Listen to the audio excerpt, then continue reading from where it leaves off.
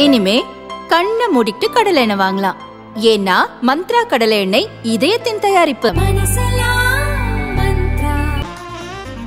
Media உங்கள் கனவா? படிக்கும் அனைவருக்கும் internship, placement assistance. Pandey school of journalism short term கோர்ஸில் உடனே சேர 7338824242.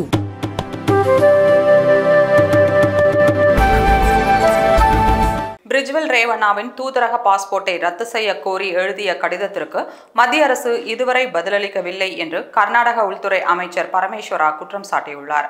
முன்னாள் பிரதமர் தேவகவுடாவின் பேரனும் கர்நாடக எம்பியுமான பிரிஜ்வல் ரேவண்ணா பாலியல் புகாரில் சிக்கிய நிலையில் வெளிநாட்டில் தலைமறைவாக உள்ளார்.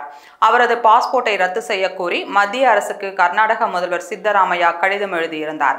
இது குறித்து சமீபத்தில் செய்தியாளர்களின் கேள்விக்கு பதிலளித்த வெளியுறவுத்துறை அமைச்சர் ஜெய்சங்கர், பிரிஜ்வல் ரேவண்ணாவின் தூதரக பாஸ்போர்ட்டை ரத்து செய்ய கோரிய மாநில அரசிடமிருந்து மே 21ஆம் தேதி தான் கோரிக்கை வந்தது என தெரிவித்திருந்தார்.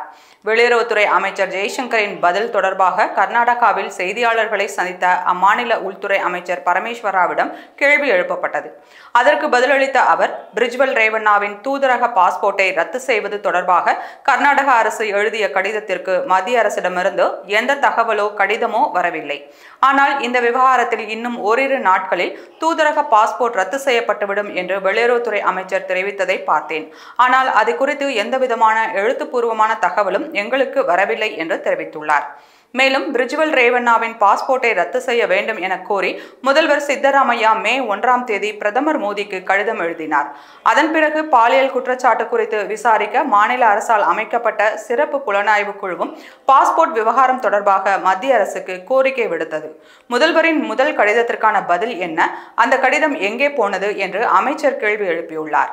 அது மட்டுமன்றி, பிரதமர் அலுவலகத்திற்கு ஒரு மாநில முதல்வர் எழுதும் கடிதத்திற்கு உரிய மரியாதை அளிக்கப்பட வேண்டும் என்று வலியுறுத்திய அவர், பாஸ்போர்ட் விவகாரம் தொடர்பாக மாநில அரசிடமிருந்து மே 21ஆம் தேதி தான் கடிதம் வந்தது என்று வெளியுறவுத்துறை அமைச்சர் கூறுகிறார். அப்படியெனில் அந்த முதல் கடிதம் எங்கே போனது என்று வினவியுள்ளார்.